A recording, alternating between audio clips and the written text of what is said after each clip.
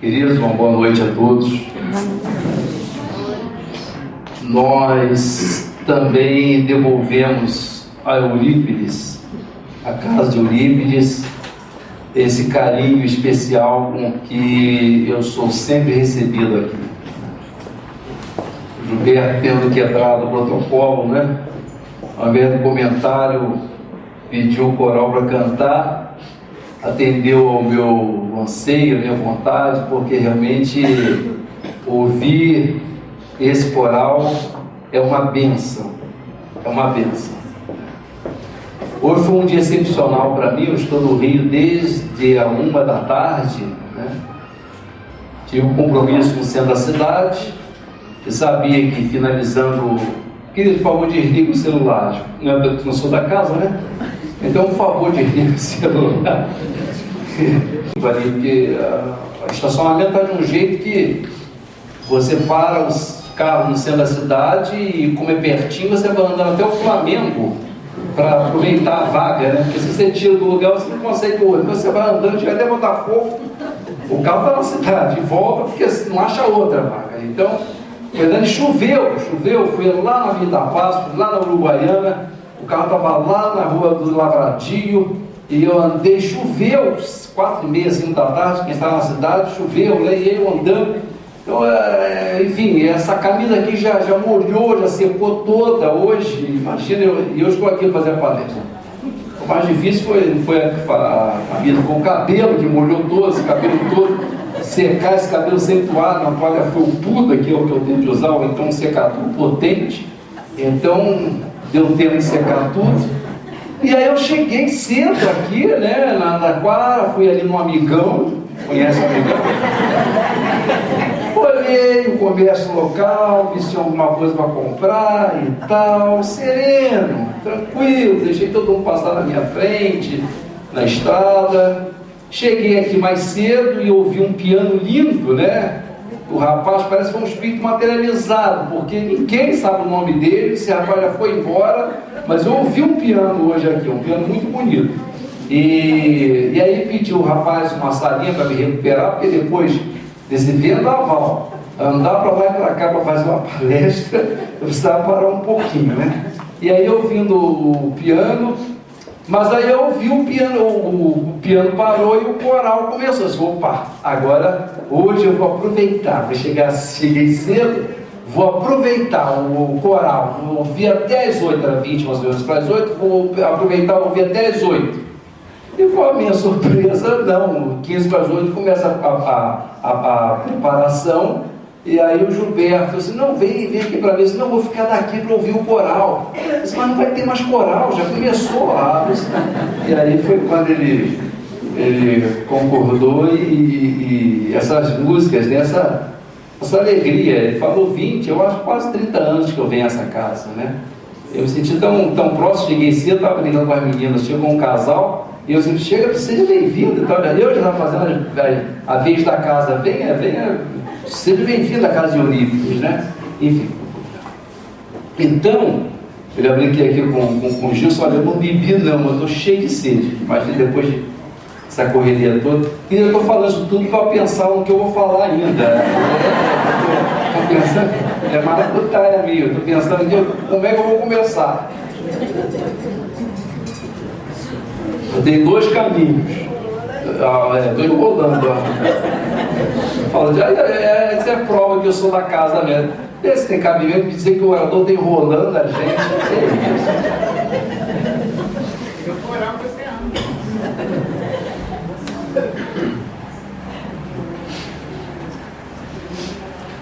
Aquele olhar.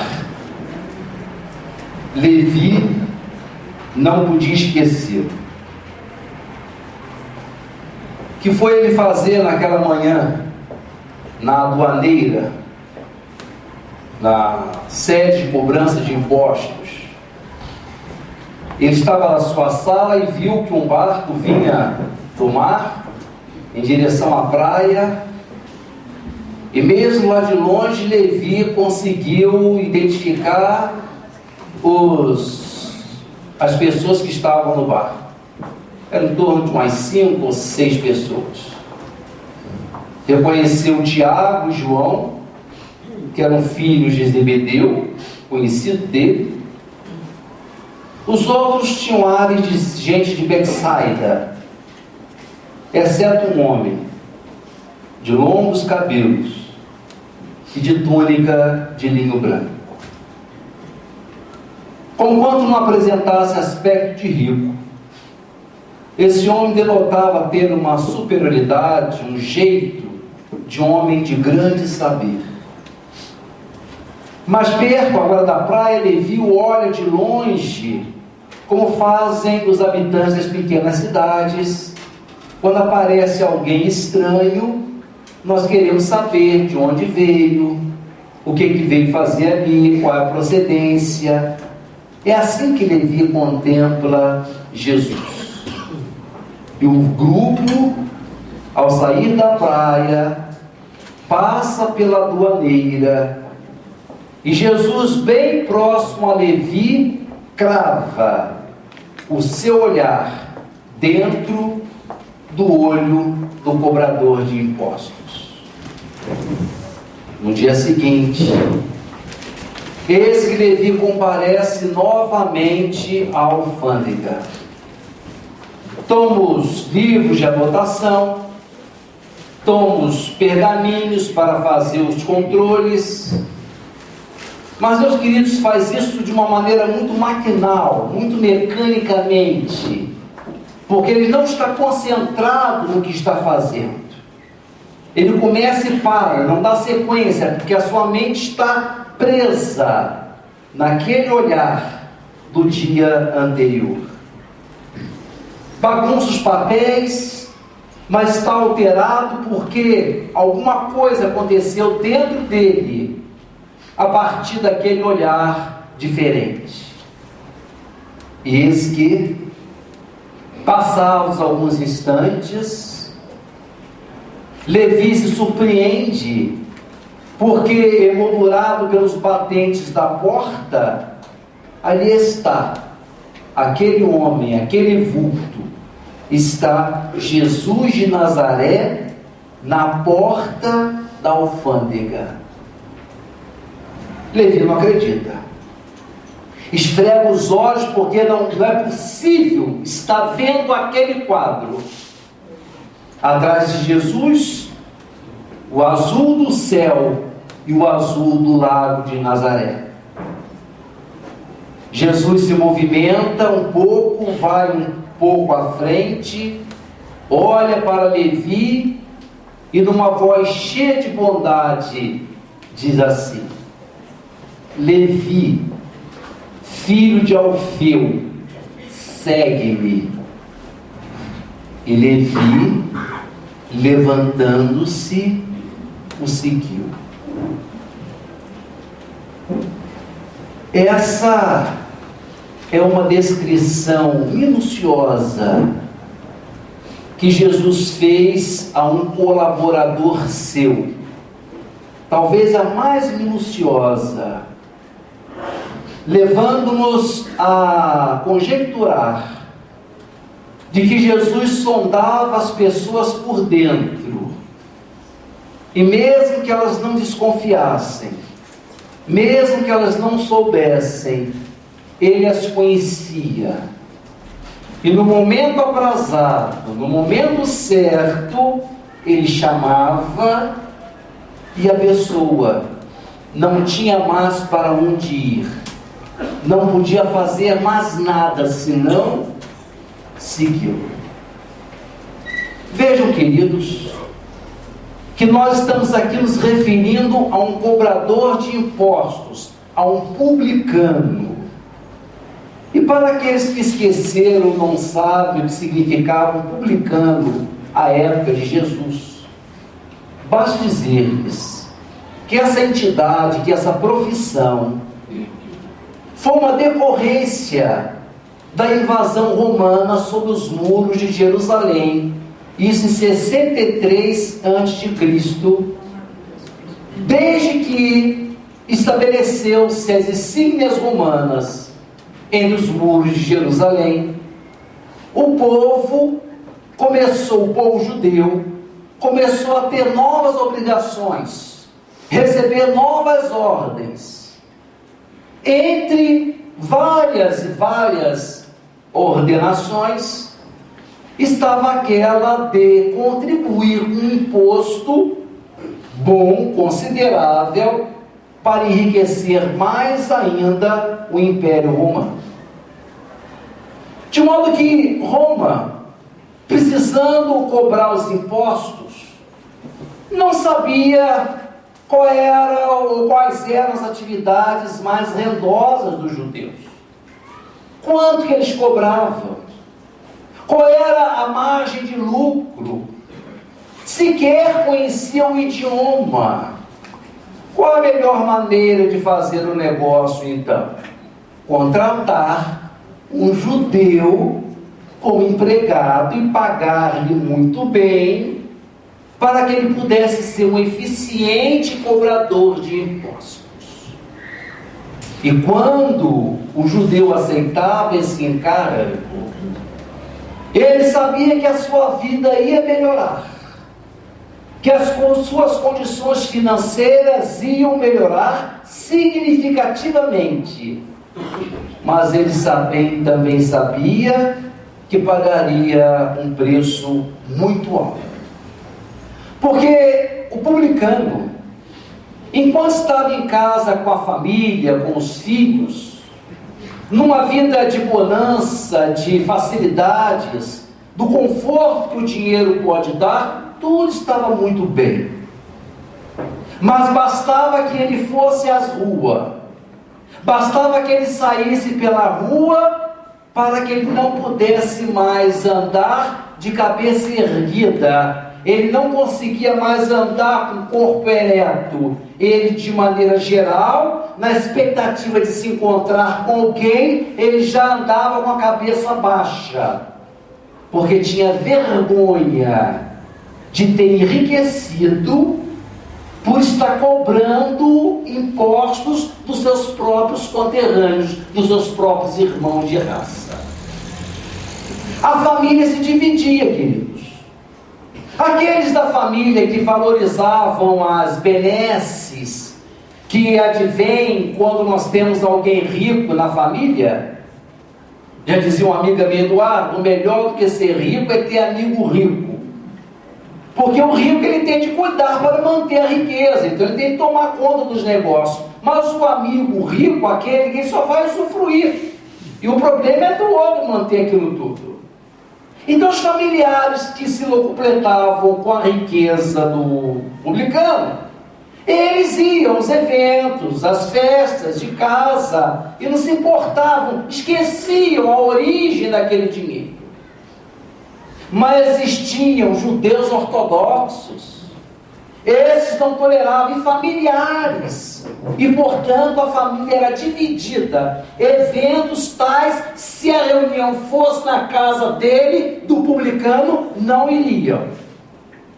As crianças dos colégios, quando identificava sendo filho de um publicano, era um terror. Aos sábados na sinagoga, eles eram incapazes de ficar na frente de todos. Escolhiam sempre um canto ou atrás de uma pilastra, porque queriam ouvir a mensagem de Deus, mas não tinham ousadia de estar ali diante dos outros, por conta da sua condição de publicano. A coisa era tão terrível que quando o publicano enriquecia, era pior. Porque quando os vizinhos percebiam que de um piso a casa já estava com 2 pisos, e depois um 3º piso, mostrando que a vida dele estava melhorando em função da sua função, ele estava realmente condenado ao escárnio, à discriminação, ao preconceito. Esse é o publicano, Levi, que nada mais foi, queridos, do que o próprio evangelista Mateus, o principal evangelista, o primeiro evangelista, Mateus. E se nós sabemos disso, é porque ele, no momento de extrema humildade, porque os outros 3 evangelistas não falam, achavam tão grave ter, junto aos companheiros de Jesus, um publicano, que Lucas, João e Marcos omitem esse fato, de que Mateus, o assinado Mateus, era o Levi, o publicano. É ele próprio, que no momento de extrema humildade, ele declara, mas o faz de maneira muito rápida. Ele diz assim: eu, Mateus, ex-Levi, o publicano, e pronto, falei. É assim, pode conferir. Ele não quer deixar, já falei, agora vamos mudar de assunto. Este é o publicano, é o perfil do homem que Jesus vai ao encontro dele no dia seguinte, para chamá-lo ao colégio apostólico, para envolvê-lo, para tê-lo de perto. Meus queridos, eu farei um esforço com vocês para identificar quem seria o publicano nos dias atuais. Como é que nós poderíamos identificar esse tipo dos dias de hoje? Seria exatamente alguém que recebe dividendos, tem uma vida razoável, tem um ganho bom, não é rico, mas tem uma vida digna, mas o recurso de onde ele tira o dinheiro é de uma atividade da qual ele não tem muito o que se orgulhar. É isso publicano. Para facilitar-lhes o exemplo, a ideia, vamos imaginar, por exemplo, um vendedor de uma concessionária de carros antigos, de carros usados. Se tem alguém aqui no ambiente, me desculpa, não conheço ninguém. Meus queridos, ele sabe que o dono da concessionária faz aquela maquiagem do câmbio, do velocímetro. O carro andou 120 km e reduz para 43. E ele tem que jurar de pés juntos pela mãe mortinha que o carro parou, está ali por 43 km. Se for um amigo, ele vende o carro para o amigo. É um publicano. Somos qualquer um de nós que, em função do sistema, dessa estrutura, nós acabamos tendo de nos converter, deixar a coisa assim, porque diríamos, não, mas eu vou ser o Cristo. Não é assim? Qualquer um. Um médico que usa determinados materiais e medicamentos numa estrutura hospitalar, mas recebe ordens expressas do dono para que ele melhore um pouco aquela conta. Ele faz. Porque dali ele retira os dividendos, mas ele sabe que aquilo não está certo. São os publicanos, somos nós que desenvolvemos algumas atividades, mas não é bem assim. Não temos do que nos envaidecer, não temos do que nos orgulhar. Então os publicanos estaríamos nós representados hoje assim.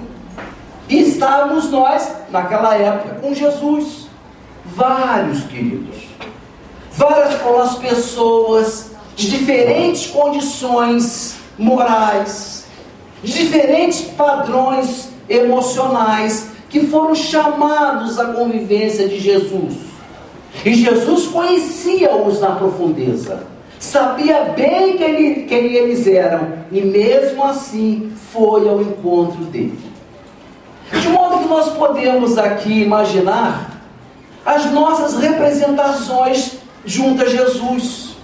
Porque de alguma forma nós poderíamos argumentar assim, não, mas aquela gente que teve a oportunidade de estar junto de Jesus, eram pessoas muito especiais, eram elementos, homens e mulheres muito evoluídas, já devem estar muito lá para frente. Não, queridos, não tinham, ao que parece, nada muito diferente das nossas realidades atuais. Aquelas pessoas que foram chamadas ou que conviveram mais proximamente de Jesus tinham manifestações tão nossas, tão comuns, que nós nos vemos espelhados no Velho e no Novo Testamento, nessas pessoas, nos publicanos. De Marta, por exemplo, Jesus se afinava, gostava muito de ficar numa casa em Betânia, era uma família composta de 3 irmãos, Marta, Maria e Lázaro. Vocês conhecem a história. Então eram os 3 e Jesus gostava muito de ficar ali. Era como se fosse Paulo lá em Filipos, Paulo adorava a comunidade de Filipos. Jesus gostava, sentia-se bem naquela casa, ele era bem chegado naquela casa. E várias vezes ele foi a Betânia. Entre essas vezes, Jesus está sentado com Judas e Maria, irmã de Marta. A passagem não faz referência a Lázaro. E está ali Jesus conversando com Judas e Maria, falando coisas interessantíssimas, coisas transcendentalíssimas, coisas maravilhosas. Maria está embevecida.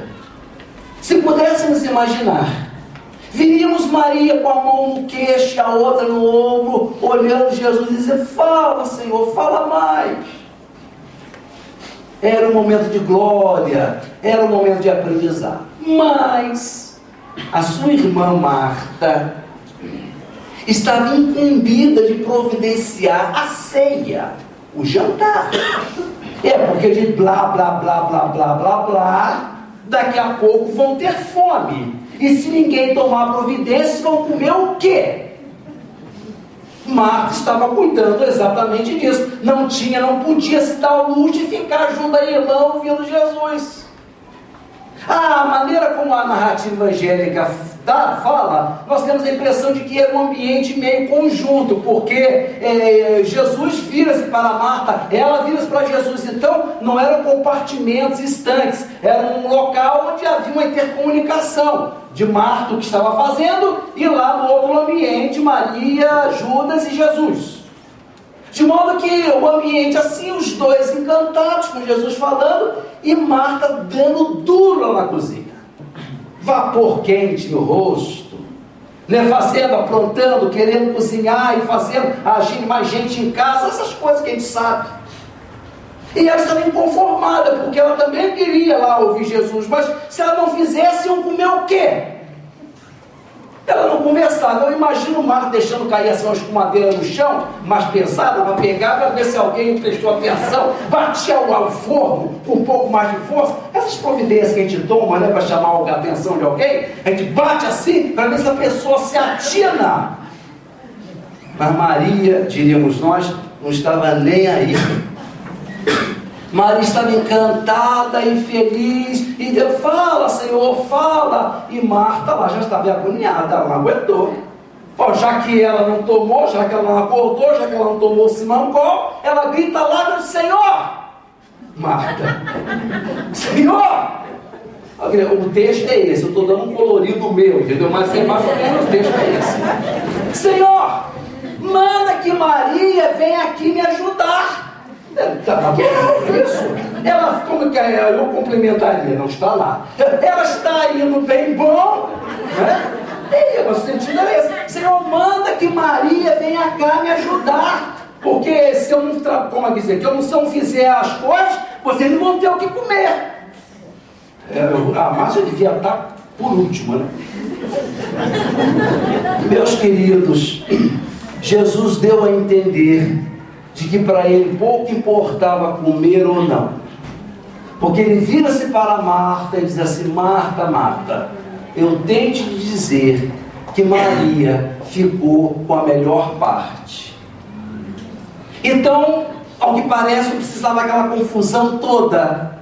Mas as pessoas que estão aqui no ambiente, principalmente as mulheres: não, Marta que estava certa. Deus, as 2 estavam certas.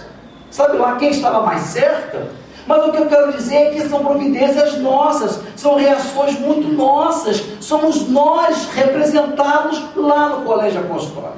Existia um tipo, Tomé, conhece Tomé? Tomé era um tipo desconfiado, era aquele indivíduo que, quando nós estamos conversando com ele presta religiosa atenção ao que nós estamos falando, mas sem manifestar nada. Ele vai ouvindo cautelosamente, atento, e a gente vai: então, eu estava entendendo? Não, pode continuar. E ele está analisando o que nós estamos falando, porque ele não está acreditando, ele está esperando uma brecha qualquer, uma incongruência no texto. Ah, peraí, você disse que não era bem assim. Esse é o Tomé, o desconfiado. Até um tipo desse Jesus quis para o colégio apostólico. Depois da ressurreição, que ele anunciou a ressurreição a Maria de Magdala, Jesus comparece ao colégio apostólico, vai saudar os seus amigos dizendo: vejam, ressuscitei, eu provei, eu disse que ressuscitaria, ressuscitei, estou aqui. Tomé não estava nesse dia. Quando voltou um outro dia, e as pessoas, seus amigos, seus irmãos apóstolos também falaram que Jesus tinha estado ali em carne e osso, podem conferir no texto evangélico. Ele virou-se assim: será que Jesus veio? Ah, muito difícil. Imagina que petulância. É muito difícil. Ah, não acredito não. Eu precisava ver isso para acreditar. Não acredito. E Jesus então vem novamente ao colégio apostólico. Sabia que o discípulo, que o apóstolo estava em dúvida, vira-se para ele, se Tomé, não tinha ouvido, Jesus não tinha ouvido, mas sabia. Tomé, vede, um fantasma não come peixe como está vendo que eu estou comendo, e nem come mel como você está vendo que eu estou comendo. Vem, Tomé, venha ver que sou eu mesmo. Apalpa-me, vê as minhas feridas, olha, sou eu. E meus queridos, eu digo a vocês, qualquer um de nós, depois de tudo isso, Jesus falando isso, a reação nossa natural seria assim: não, que é isso, Senhor? Não, já vi o suficiente, já sei, não precisa mostrar não. E o quê? Ele foi para perto de Jesus, botou o dedo lá dentro, é verdade, é o Senhor, porque aqui deve ser onde estava o cravo da mão. Tomé, queridos, lembra essas pessoas que nós hoje temos, são os desconfiados, são as pessoas que não estão acreditando em nada. Nós estamos tentando convencer a pessoa sempre na retaguarda, sempre desconfiada. Esse tipo Jesus quis. João Batista, quando nós lemos alguma coisa de João Batista, que era um homem estranho, João, eu analiso, eu faço uma analogia de João Batista com relação semelhante a esses tipos esquisitões que às vezes chega na casa espírita e que a gente olha assim de lado, assim, estranho esse sujeito, não é? Ele chega assim às vezes com o cabelo um pouco penteado diferente, usa umas roupas diferentes, né? Tatuado. Falei tatuado de propósito, porque vocês sabiam, queridos, que existe o vale dos tatuados? Dizem, por essas mãos psicografadas que andam por aí, desculpe sarcasmo, que existe um vale dos tatuados. Quem está tatuado, ainda bem que eu olhando assim, eu não vejo ninguém. Quem está tatuado vai para esse vale, independente do que tenha feito. Então eu fico pensando como é que Jesus ia se relacionar com essa gente, já que ele se dava bem com João Batista, que se vestia, sabe como? De pele de animal. João não gostava de usar tecido, não. Ele gostava de se vestir de pele de animal. Era um tipo esquisitão, João. Fazer jejum. Era um jejum pesado. Tanto que depois lá daquele jantar na casa de Simão, Jesus sai depois de ter comido com os discípulos na casa de Simão, aparecem os discípulos de João e perguntam a Jesus: mas como, Senhor? O nosso mestre, João, nos ensinou o jejum, ensinou que nós deveríamos jejuar, e agora a gente vê o Senhor com os seus discípulos saindo dessa casa onde comeu e bebeu, na casa de um pecador. E o nosso mestre mandou que nós jejuássemos. Vocês sabem o que João Batista comia, gente? Ele comia gafanhoto e mel. Você experimenta e me diga que é bom depois. Eu acho difícil. Pois é, queridos, até os esquisitões, os tipos diferentões, esses estavam lá representados no colégio apostólico. Nós estávamos lá na presença dessas pessoas. Então, como eu já sou da casa, nós vamos ter lá também o horário de palestra. Eu vou falar de cada um 10 minutos. Nessa altura eu vou terminar pela meia-noite e 10.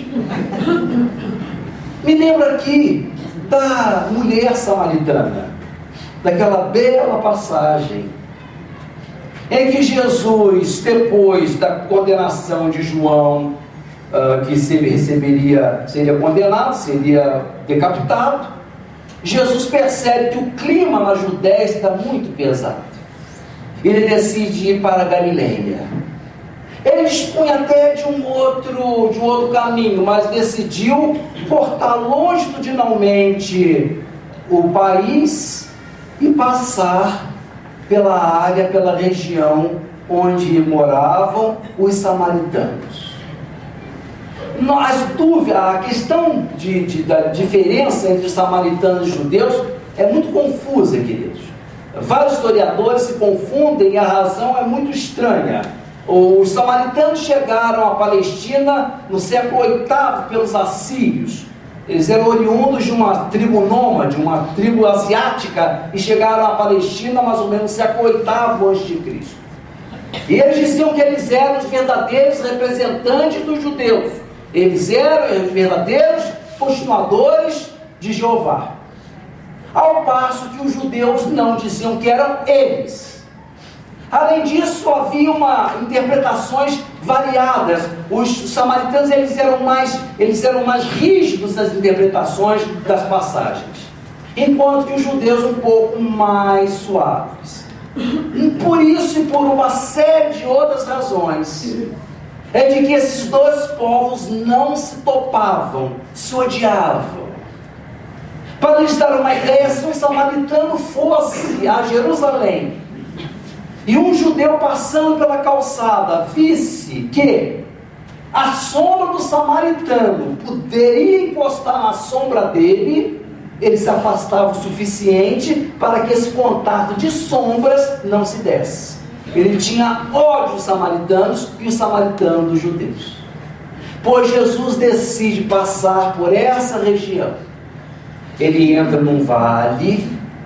À direita, esse vale é formado pelo Monte Ebal, e ao sul, pelo Monte Garizim, onde os samaritanos, à semelhança do que os judeus haviam feito em Jerusalém, erguido um templo em nome de Jeová, eles do Monte Garizim também haviam erguido um templo em nome de Jeová. Jesus está passando por aquele vale estreito. É hora sexta, portanto, meio-dia. Devia estar fazendo muito calor. Jesus está suado, sedento, possivelmente com fome, porque está sozinho, porque os seus discípulos tinham ido à cidade comprar o que comer.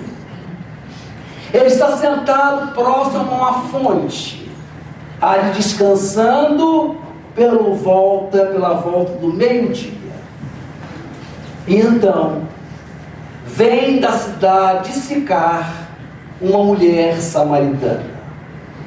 Ela vem com o seu gasofilaço, com a sua ânfora nas costas, apanhar água naquela região onde ficava o poço do pai Jacó, uma região cara para os judeus. Foi ali que Jacó criou o poço. A mulher vem em direção ao poço e vê Jesus. Jesus, ao ver a mulher, diz assim: dá-me de beber. A mulher estranha. A mulher olha para Jesus, pela maneira como ele vinha da Judéia, ela pensou que ele era judeu, quando Jesus era galileu.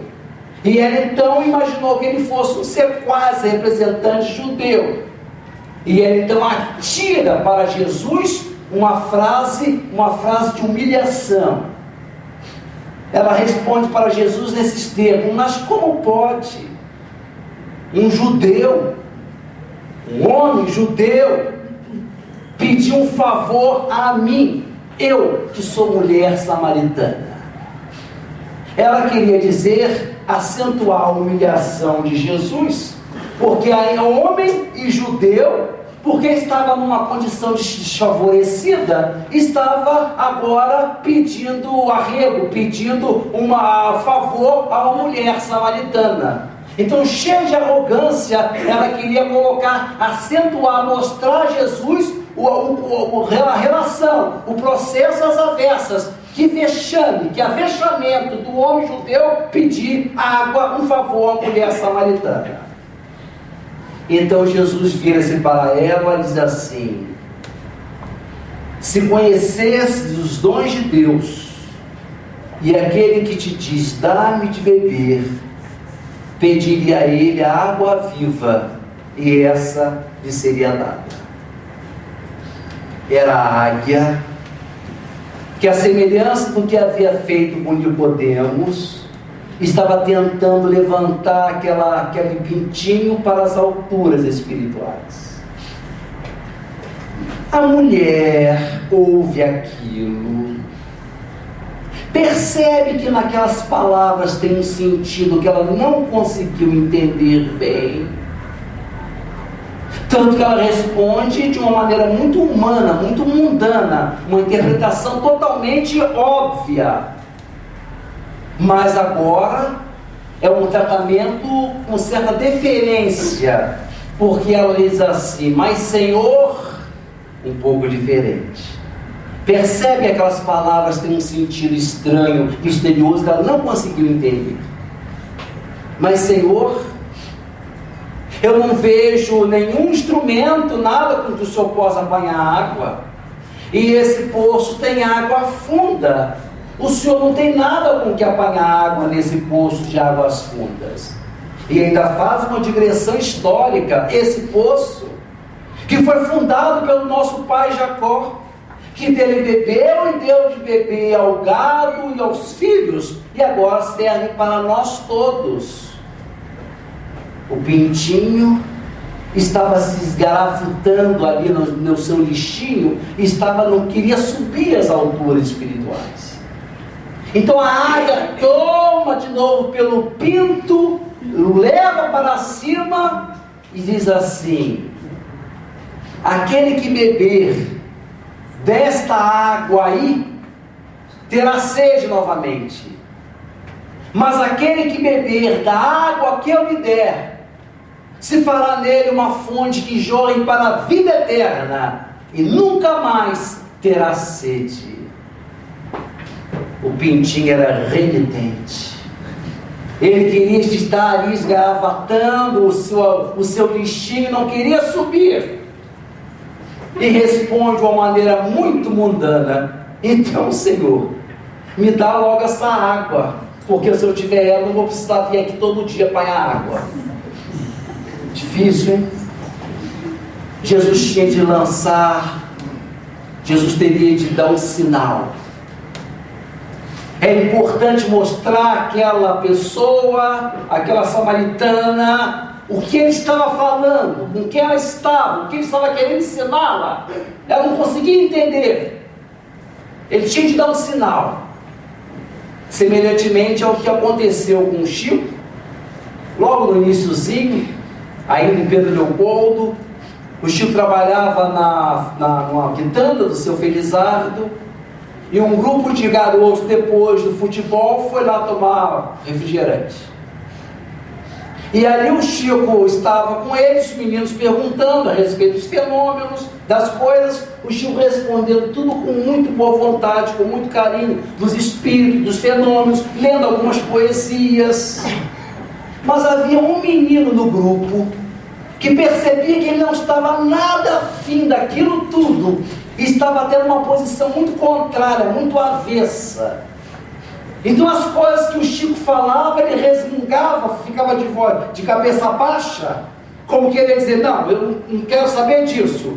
E até de uma maneira desafiando o Chico, contrariando aquele momento. Os meninos falavam, ele falava uma coisa diferente. Foi quando então o Chico virou-se para o moço e disse assim: olha, bom seria que você deixasse de fazer imediatamente o que você vem fazendo nos últimos tempos. O moço ainda achou que era um blefe do Chico. Convenhamos que é uma orientação muito geral, né? Nós sempre estamos fazendo alguma coisa errada. Se eu disser para alguém aqui hoje ao sair, é bom você deixar o que você vem fazendo, a pessoa diz, eu sei o que é, vai pegar em qualquer um. O moço achou que era isso, uma informação geral, e respondeu de um jeito bem humano, bem enviesado. Disse, mas comigo não. Esses daí são bobos. O que é que o senhor está dizendo? Não tem nada a ver com isso. Então foi quando o Chico, mostrando que estava sabendo de tudo, vira para o menino e diz assim: a diferença é de uma única casa na vila. Aí o moço cai em si, sabe que não era uma orientação geral, porque ele já vinha nos últimos meses casado, que era se relacionando com uma mulher casada numa casa que ficava uma depois da dele na vila onde morava. O Chico, ao falar então a diferença é de uma casa na vila, ele sabia que era a casa da mulher que ficava depois. Esse era o sinal. Então Jesus, queridos, vocês pensaram que eu tinha me perdido na palestra. Jesus tinha de dar um sinal para aquele pintinho, para ele entender a mensagem. Então diz assim: vai então à cidade, apanhe o seu marido, venha com ele para eu lhe informar a respeito dessas coisas. E a mulher diz assim: mas Senhor, eu não tenho marido. Ele diz assim: é verdade, você está falando a inteira verdade, porque até mesmo aqueles outros 5 que você teve não eram seus maridos, como esse atualmente também não é. Olha, a mulher era pá virada. 6 homens na vida daquela mulher, e nenhum deles era marido de fato. Jesus sabia, deu o sinal, a mulher entendeu. Eu quis contar essa história para vocês, para dizer, queridos, que nós somos essas mulheres samaritanas, instáveis emocionalmente. Numa época em que ninguém é de ninguém, ou se quando a pessoa enjoa, vai a Deus, até logo, fui, não é assim? Numa época em que as pessoas trocam as relações com facilidade, e se não estiver agradando não tem por que ficar. Numa época em que nós nos tomamos um amor profundo pela pessoa, a ponto de abandonar a casa, deixar tudo, porque não podemos viver sem a pessoa, ela tem que ficar integralmente conosco. O mundo acabaria se a gente não juntar, não ficar junto. Um tempo depois, queridos, sem que a pessoa tenha feito nada, e às vezes a gente mesmo nada tenha feito, a gente quer que o mundo acabe com a pessoa. É verdade, nós somos instáveis. Não existe essa história de casar hoje, casar amanhã, depois casar com outro, casar com outra, sem se firmar. Isso é a nossa história atual. E a mulher samaritana é o exemplo de que já havia aquilo lá. E nem essa, nem os desconfortados, nem os instáveis emocionalmente, Jesus repeliu do seu colégio, da sua convivência. Nem nós, os mal resolvidos emocionalmente. Ah, estou apaixonado, estou apaixonada, e daqui a pouco desapaixona. Até esses tipos, até nós, na exemplificação da mulher samaritana, Jesus quis para si, foi a ela, sem discriminar, sem estabelecer nenhuma diferença, sem nenhum preconceito. Jesus, queridos, gostava da pessoa, da gente. Sabia que nós éramos pessoas mal resolvidas?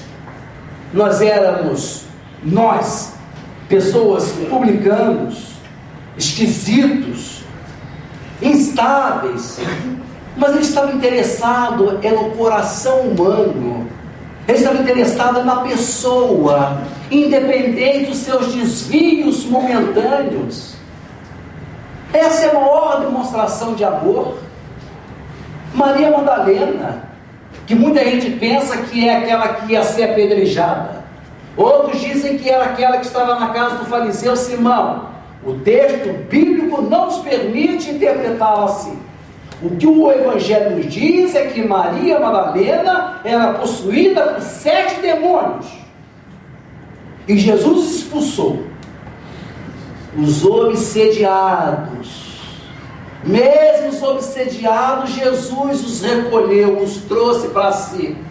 7 demônios, 7 espíritos malignos, 7 obsessores, e Jesus vai ao encontro dessa mulher. E a coisa mais curiosa é que é exatamente a ela que ele anuncia pela primeira vez a ressurreição. É exatamente a obsedada, a obsediada, que ele diz que estava vivo, e ela comunica ao colégio apostólico tudo isso. Meus queridos, eu não vou falar até a meia-noite e 15, já vou terminando por aqui. Mas eu não podia ir para Niterói, atravessar de novo a ponte sem falar de um outro vulto, porque esse é extraordinário.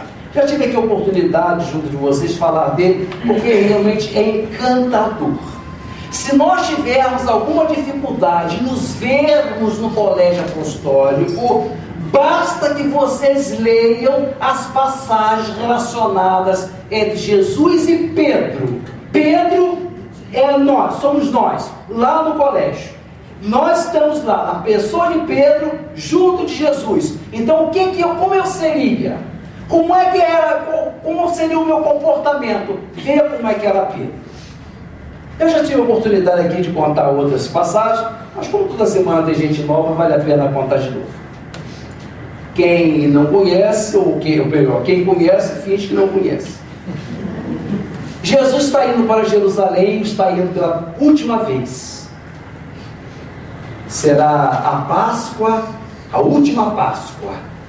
De lá ele não sairá, naquele morro. Ele está indo em direção a Jerusalém, na estrada estão os discípulos, um grupo um pouco mais à frente, um grupo um pouco mais atrás. Jesus para, espera que o grupo se junte. Depois de todo mundo junto, ele vira-se para os discípulos e diz assim: quem diz o povo ser o Filho do Homem?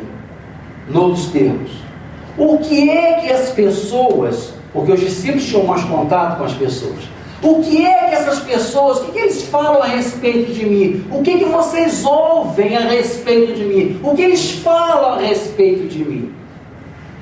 E os discípulos respondem: Senhor, dizem coisas mais estranhas. Dizem que o Senhor é Elias, aquele que foi puxado por um cavalo de fogo, por uma carroça de fogo, e que agora voltou. Então o Senhor é Elias. Dizem que o Senhor é Isaías, o maior dos nossos profetas. E outros ainda, Senhor, pasme, acham que o Senhor é João Batista, que voltou, ressuscitou. Jesus, então, satisfeito com essa questão, agora cria uma outra questão. Diz assim: e vós? Quem dizeis que eu sou? O povão, eles falam essas absurdidades. E vocês, meus amigos, meus próximos, meus queridos, o que vocês acham que eu sou? Quem eu sou para vocês? E Pedro, então, inflamado de espiritualidade, olha para Jesus e diz assim: tu és o Cristo, o Filho do Deus vivo. Jesus não se contém, esboça um sorriso e diz assim: bem-aventurado és Simão Barjonas, porque não foi a carne e o sangue que te revelaram essas coisas, mas meu Pai que está nos céus. Pedro não cabe em si de tanta alegria, e eu diria, acrescentaria, um pouquinho de orgulho, de vaidade. Acertou. Ora, recebeu um elogio deste Jesus. A ideia mais próxima que eu tenho é daquela época que a gente ia no colégio, a gente ia ao quadro fazer um exercício, resolver uma questão. Então nós levantávamos do local, ia lá ao quadro e tal. Quando a gente acertava o exercício, o professor estava dizendo: parabéns, muito bom, ótimo. A gente ia do quadro até o lugar onde a gente estava sentado, olhando para todo mundo assim. Viram? Deve ter sido mais ou menos assim que Pedro se sentiu. 2 versículos depois, 2 versículos só depois, respeitando a ordem como isso foi feito, embora não tenha sido sempre assim. Mas logo depois, na mesma cena, Jesus começa a preparar os seus queridos, seus queridíssimos, para o testemunho de dor que Ele daria em nosso nome.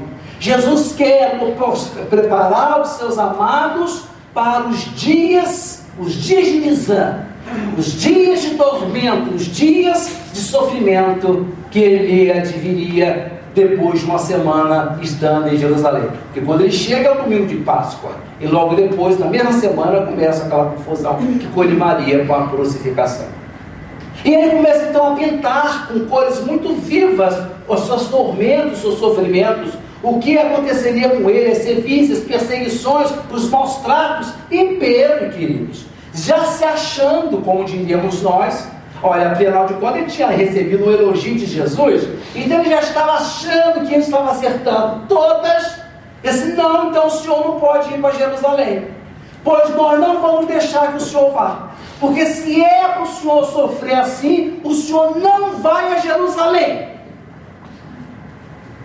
Jesus vira-se para ele e diz assim: vai de reto, Satanás. Tu és para mim pedra de tropeço, porque não cuido das coisas de Deus, mas somente das coisas dos homens. Nós aguentaríamos uma dessa de Jesus? Era aquele aluno que foi no quadro, fez esse movimento todo, professor, olha, tudo errado. A gente vem buscando assim, né? Pedro deve ter sentido envergonhado no meio daquela gente toda, dos seus. Acertou uma, mas tomou aquela depois, logo depois. Pedro é isso, queridos. Essa pessoa que acerta, e quando acerta, deslumbra. Mas quando erra, é vergonhoso. Na cena da subida, da flutuação no mar, Jesus está flutuando no mar e quer impingir ao discípulo, ao amigo, a fé, a certeza de que ele pode também. Então, da praia, ele sobre a água, Pedro na praia, venha Pedro, vem em minha direção, flutuando. E Pedro, bobão como qualquer um de nós, só assim falando: não, Senhor, que aí? Não posso. Pedro, venha Pedro. Essa enervação Jesus não deve ter tido, é minha. Venha Pedro. Mas Senhor, Pedro, venha. Pedro vai. Não é que está flutuando? Ele está flutuando, está indo em direção a Jesus, está conseguindo, mas ele não acredita que está flutuando. Mas Senhor, eu vou. Afunda. Jesus tem que segurar ele e levanta.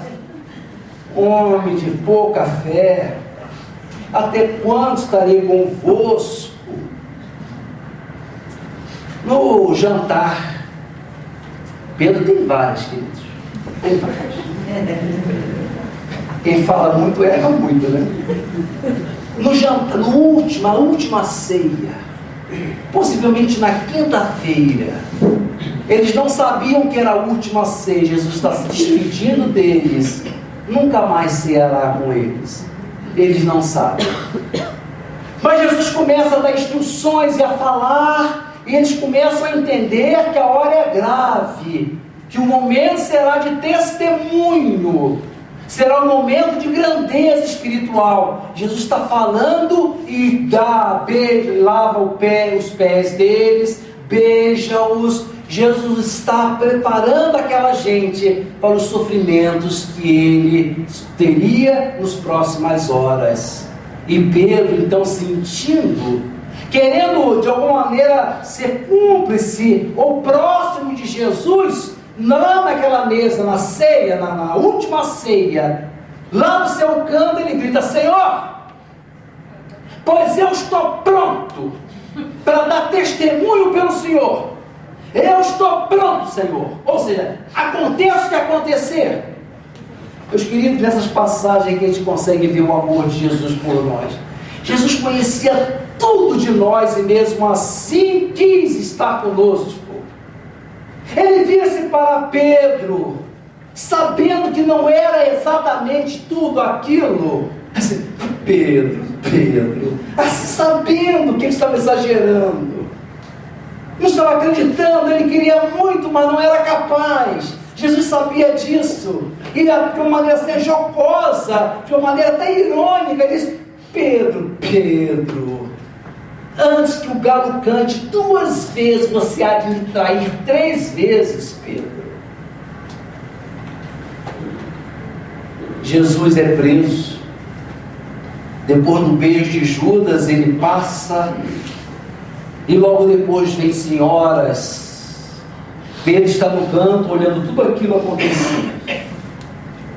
Um grupo de senhoras vem passando o carregamento, os homens já levaram Jesus para as 39 chibatadas de fraco. Pedro está no canto, olhando aquilo tudo. E as senhoras, umas 3 ou 4 senhoras, olham para Pedro e comentam elas entre si: mas aquele ali também não estava com ele?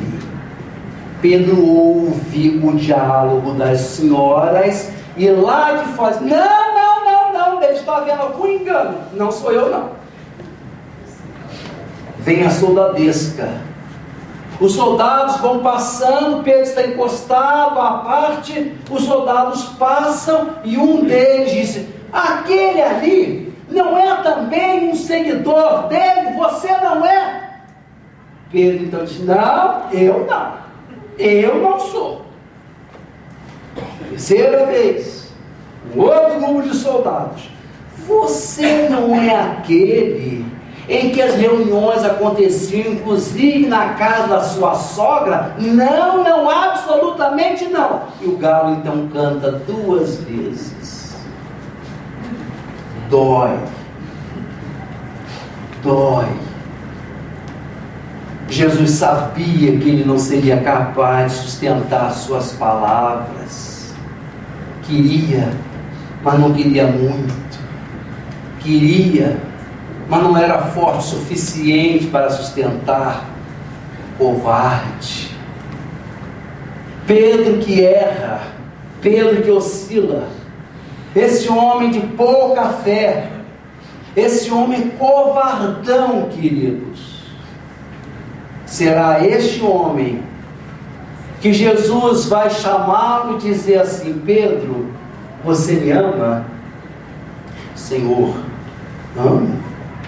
amo profundamente o Senhor. Pedro, você me ama? Senhor, já te respondi. Claro que amo. Amo muito, profundamente o Senhor. Pedro Barjonas, você me ama? Senhor, já respondi mais de 2 vezes. Eu já te disse, eu te amo, Senhor. Eu te amo, Jesus. Então vai, Pedro, e apacenta as minhas ovelhas. Queridos, Foi esse homem, com esse perfil, com esses altos e baixos, que Jesus entregou a continuidade da sua tarefa, porque logo depois ele ergueria a primeira instituição em nome de Jesus. Esta alma, cheia de vãos e desvãos, com virtudes e defeitos, possibilidades e carências, foi a esse tipo comum, foi a esse homem comum, que Jesus perguntou 3 vezes se ele amava ou amava suficientemente. E ao responder de sim, ele entregou a missão, o colégio apostólico. Pois vejam, queridos, que essa gente toda que eu citei aqui, o que elas teriam de diferente de nós? Nada, queridos. Mesmo assim, Jesus os recebeu, e por isso mesmo, dessa mesma forma, Jesus nos quer, Jesus nos recebe, Jesus nos ama da mesma maneira. Se nós estamos mal, se não estamos bem com nós mesmos, o problema é nosso. Porque Ele está nos abraçando, nos beijando, nos acariciando, como sempre fez. Jesus, queridos, quer o nosso coração, quer o nosso amor.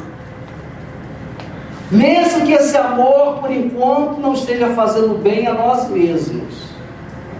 Foi para essa gente de lá, e é para essa gente de hoje, que Ele disse certas coisas, acreditando que aquela gente poderia aceitar e realizar. Então Ele acha que nós também somos capazes de fazer. Ele disse: se alguém te bater numa face, vira outra. Ora, ele falou para aquele povo, para aquela gente, então Ele espera que nós também sejamos capazes de fazer isso, queridos. Se alguém te pedir a túnica, dê também a capa. Você não precisa disso. Ele quer a túnica, dê a capa também. Porque para ele é importante, mas para você não é importante ter tudo.